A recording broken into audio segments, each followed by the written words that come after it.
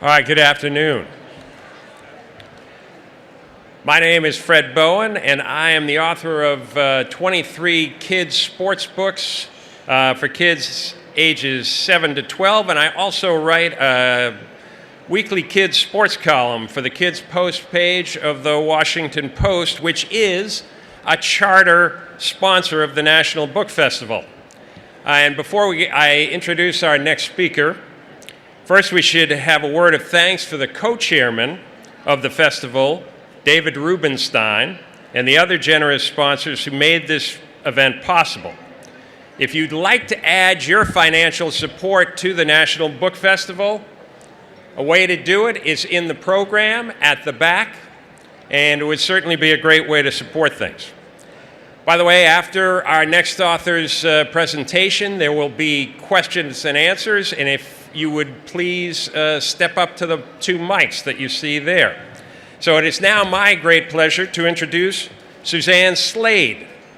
Suzanne Slade is an award-winning author of more than 100 books. I thought I was doing great with 23. She has more than 100. Most of the books are about science, and that's probably because Suzanne was a mechanical engineer who actually worked on rockets. Her latest book is called Countdown, 2,979 Days to the Moon. And it is the story of the U.S. space program from the President Kennedy announcement that we were going to go to the moon until we stepped onto the moon. It is a fabulous book. I have seen it. She will be signing the book at 4:30 after this at booth 20. It has already gotten starred reviews from Publishers Weekly, from Booklist, but most of Suzanne's books get starred reviews. She is a wonderful author. And so without further ado, let's have a big round of applause for Suzanne Slade. Thank you, Fred. Thank you. Well, thank you very much. I'm so excited to be at the National Book Festival to celebrate reading and books. And, of course, my book, Countdown, which is illustrated by New York Times best-selling illustrator Thomas Gonzalez. Now, this book covers 2,979 incredible days from when Kennedy announced we should land a man on the moon by the end of this decade, which you'll hear in his own words. I believe a big nation should commit itself. He's saying that. He's saying we'll land a man on this moon, but of landing a man on the moon and returning him safely to the earth. Excellent. Until Neil Armstrong's first step on the moon. I believe. Oh, there we go. So what I wanted to do with this book, with Apollo, is I wanted to share not only the successes of those early missions, but also a lot of the struggles and the surprises that happened in those early Apollo missions that not many people are aware of. Because they led to the most historic, one of the most historic events in history, the first moon landing. 2, 1, 0. Liftoff. We have a liftoff. For the moment, I am on the way to the moon.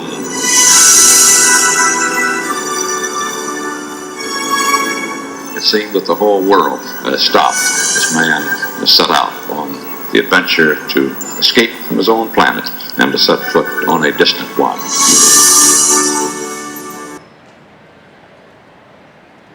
So just a little background, as Fred said, I'm a mechanical engineer, and I had worked at McDonnell Douglas Space Systems in California, and some of the spacecraft I worked on were the Titan and Delta rockets and the Delta Star spacecraft.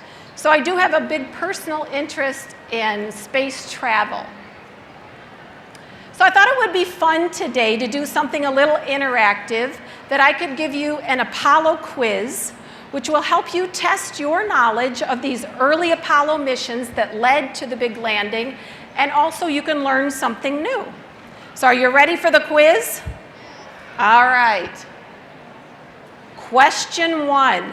The very first Apollo mission, Apollo 1, was a huge success, a national disaster, or delayed for years? What do you think? I've got a gentleman here. What do you think, sir? He thinks it was a huge success, but unfortunately, it was in fact a national disaster that almost ended the entire Apollo program. That very first mission, just a few weeks before they were to launch in January of '67, there was a fire on the launch pad while they were just doing routine testing. They weren't even trying to launch. And that fire killed all 3 of the Apollo 1 astronauts. And at that time, after that disaster, the nation started to think, do we really want to try to go to the moon? And no one was sure if the Apollo mission would continue, but they decided it would. So NASA grounded Apollo 2 and 3 because those spacecraft were the same as the one that burned up. So they had to check out what was wrong. They redesigned the command module, and then the world then nervously watched while Apollo 4 launched.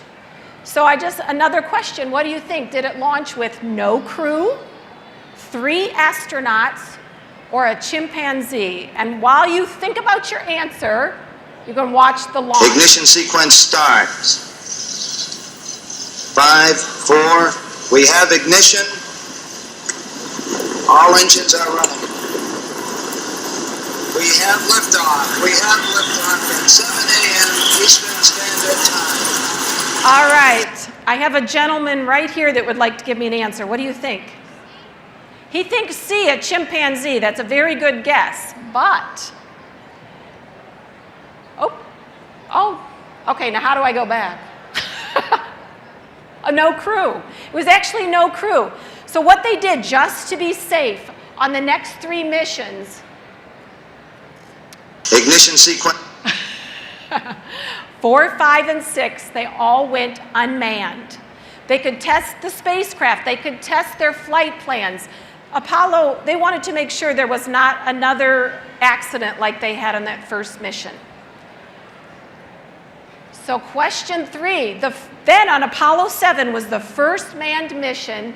It orbited Earth 163 times successfully.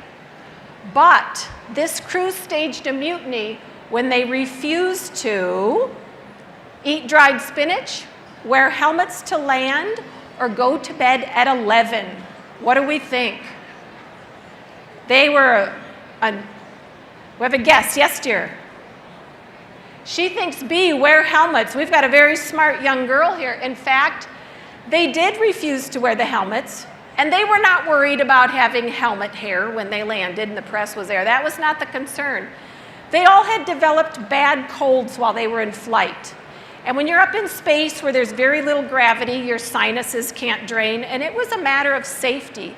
They were worried if their helmets were on and they couldn't clear their noses and their sinuses, they might choke.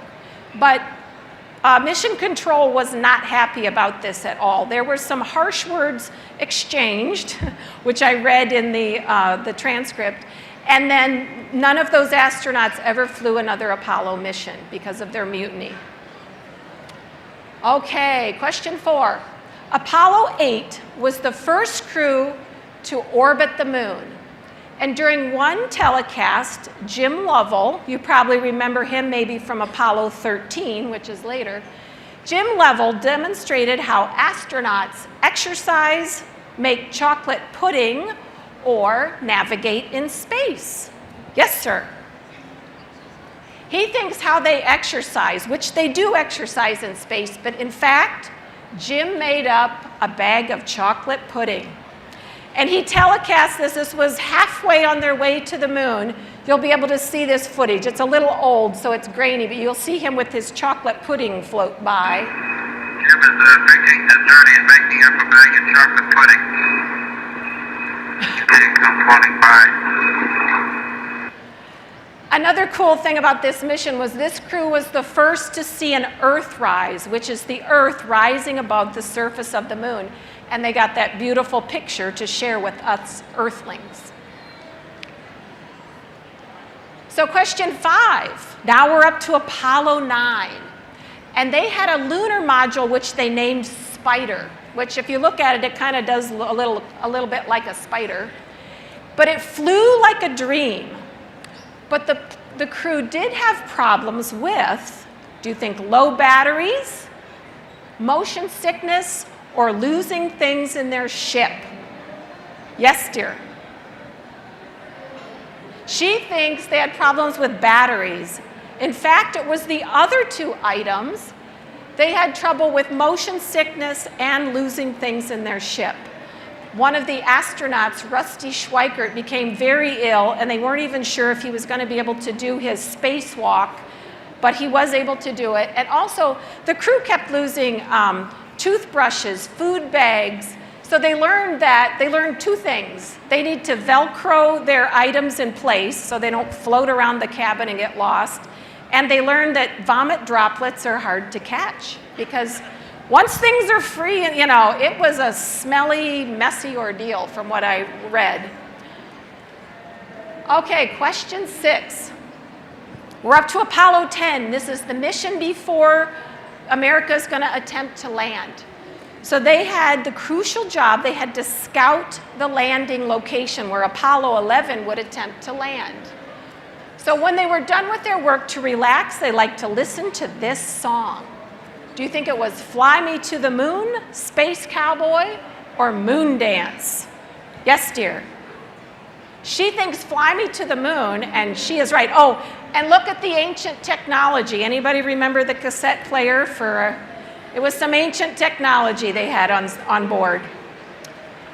Yes, it was Fly Me to the Moon, and the ironic thing about that was that this mission, these people flew closer to the moon than any human had ever been. They were, in fact, 9 miles from the surface of the moon.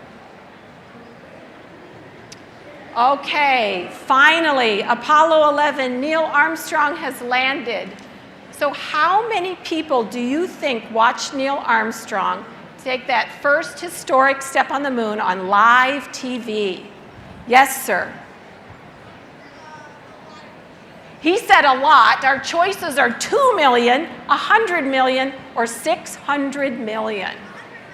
He's guessing 100. That's very good. But in fact, oh, Go for landing, over. see it.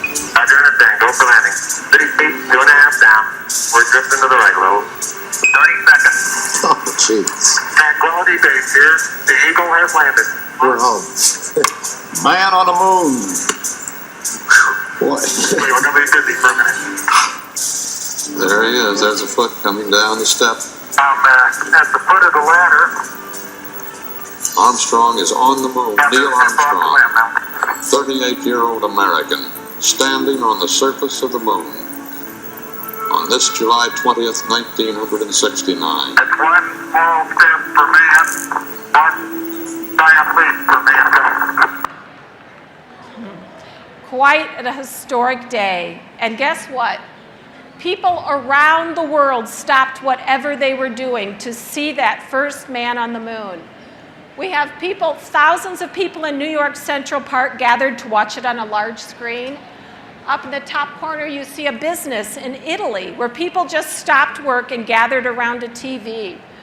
An airport in Sydney, it didn't matter where they were going. They wanted to stop and see that a man was actually on the moon. And of course, homes around the world, people had parties. They had moon landing parties, and everyone hoped it would end up being a good party, and they would land and they would survive when they stepped out on the moon.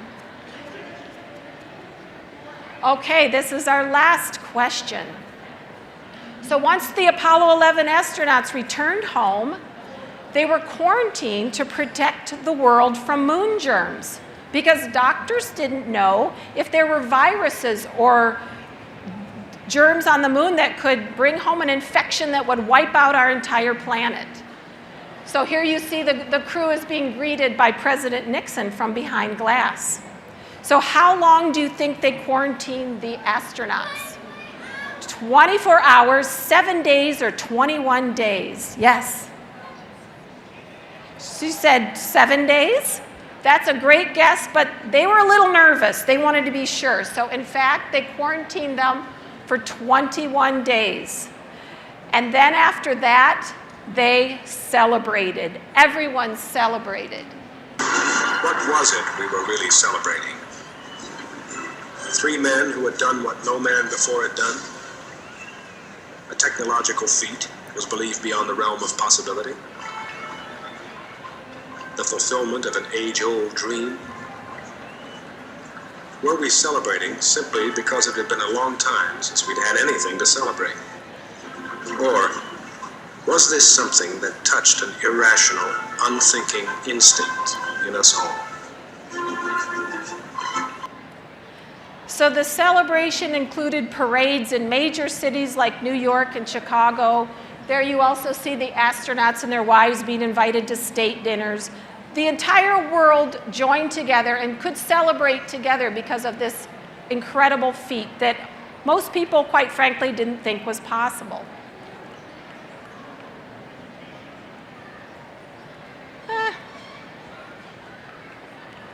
So just a little background, I began Countdown in the fall of 2009. This was shortly after the 40th anniversary of the first moon landing. And I thought I would like to create a special book in time for the 50th anniversary, which will be this coming July of 2019. So ironically, as I look back, it took about 2,979 days for me to create this book, which is a little over 8 years. Now, as a writer, what happens is there are often several stages that you go through. And the first stage, when I first get a book idea, I am very excited. And I think this is going to be awesome. I can't wait to dig into research. This is going to be fun. But as the days, weeks, months, and years go on, as a writer, especially of nonfiction, you hit a lot of times that you get frustrated. Sometimes you hit roadblocks. I get tired, the fact-checking. So there are many stages that I went through until the book was finished. But I'm very excited. Today is the day the book releases, coincidentally enough. Thank you. And I'm very excited about it because I want to share. There's so much interesting history here that I feel young readers and older readers don't realize. And I really think you'll be fascinated to read about this time in history. As I mentioned, research was really one of the most fascinating steps. And I got to do some exciting things, something I never thought I would be able to do. For instance, I interviewed Alan Bean. He was the 4th man on the moon. He was on the Apollo 12 mission, the mission right after the first landing. And he was kind enough to allow me to do a couple interviews with him. I also, of course, looked through the NASA transcripts, which any of you can look. They're online. You can read every word that the astronauts and mission control shared. I looked at the Apollo photo archives. I emailed with Walter Cunningham, Apollo 7, which was interesting because his emails, he's in his 80s, so his emails come back in a very big font in short, yes, no. But it was the information I needed. So that it was just really fun to research this book. Meanwhile, once the publisher, Peachtree Publishers, picked up the book, my fabulous illustrator, Tom Gonzalez, was doing research of his own, was making sketches. He will make changes as we go along, and then painting his final art, which is absolutely gorgeous. His work is just stunning in this book. So as I mentioned, Countdown releases today, so I can't think of a better place to celebrate than with fellow book lovers like you here at the National Book Festival. It is 144 pages long. It's for ages 10 and up. It's technically a middle grade. It's in free verse, so it makes it easy for reluctant readers as well. There's 54 illustrations, and I'm just very excited to share it with readers. So I just thought I'd see if you have any questions you'd like to ask me. I would love to answer any questions. It could be about research or the Apollo missions or writing, whatever you're interested in.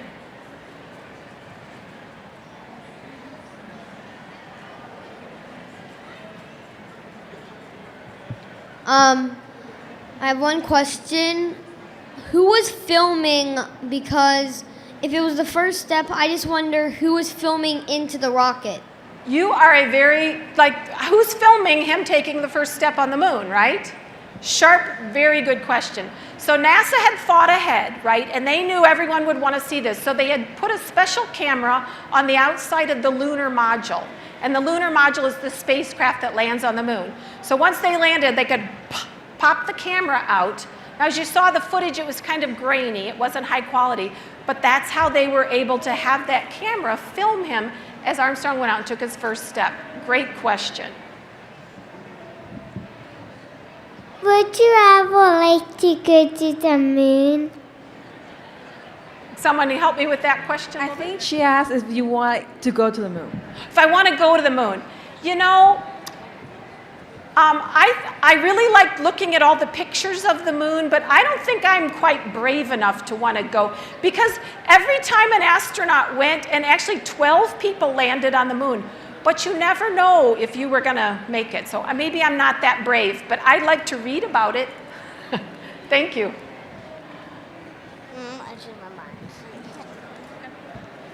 Are you planning on writing any more books? Am I planning on writing any more? Yes, I actually have 7 other books that are in the works with other publishers. So if you're interested in the moon landing, this countdown book, in March I have a book coming out called The Daring Dozen, because as I mentioned, 12 people have been on the moon. So that book is for a little younger readers, and it talks about what they did on their missions and what they found on the moon. And I've got another book coming up in March called A Computer Called Catherine. And it's about Katherine Johnson, who was a human computer who helped plot the trajectories for all of these, for many missions. I'm going to still think about it. Thank you. How many Apollo missions have there been? There have been 17 Apollo missions. But as I mentioned, Apollo 2 and 3 were scrubbed, and then 4, 5, and 6 were unmanned. But 17 is our total. What did it feel like reading the book? Making the book. What do I feel like making the book? You know what? I'll tell you, I feel at the beginning, yoo-hoo, I'm going to make a book. And then I get researching and working, and I'm going, oh, wow, this is really hard. This is harder than I thought. I don't know if I can do it. You ever feel like that sometimes?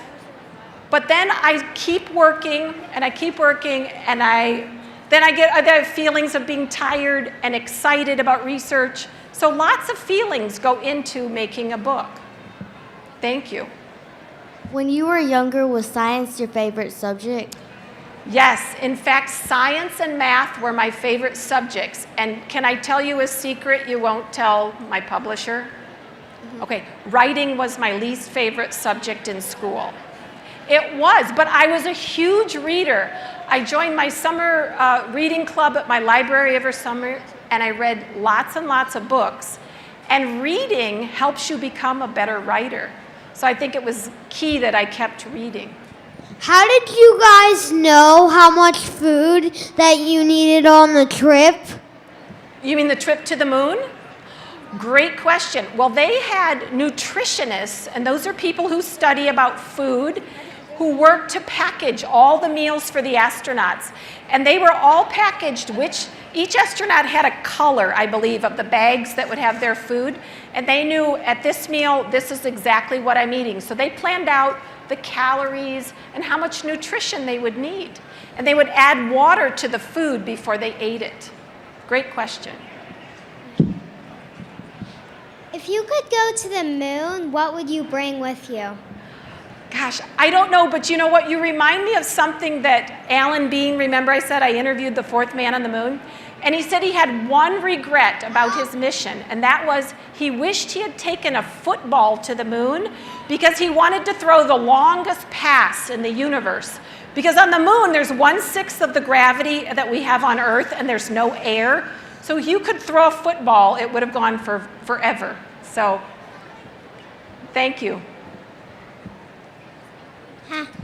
How long did it take to land on the moon? How long did it take to land? That's a great question because actually, on the lunar module, the thing that was going to land, they only put in just enough fuel to land. So once they took off to land, they had to land quickly. And so it got very tense as Apollo 11 was landing. They were almost out of fuel. So that it didn't take long at all for them to find their spot and land. Great question. How long have you been writing books? I've been writing books for about 22 years, but guess what? It took 8 years to get my first book published. For 8 years, when I mail my story to the publishers, the people who make the books, all I heard back from them was, no thank you, we don't want to publish your book. And that's called a rejection letter. So I had to be persistent, and I had a lot to learn about writing because I was an engineer, so I had to learn a lot. But I'm glad that I stuck with it. So last thing I want to say before I leave, for you kids who, when you try something new and when you first do it, maybe you're not really good at it, maybe soccer or playing a new instrument, but if you love it, keep at it, because the more you practice, the better you'll get, which is exactly what happened with me in writing. So, well, thank you. I've been told we're out of time, but thank you for being such a wonderful audience. And if you want to sign my book or meet with me, I'll be 4:30 to 5:30 in the signing area. Thank you.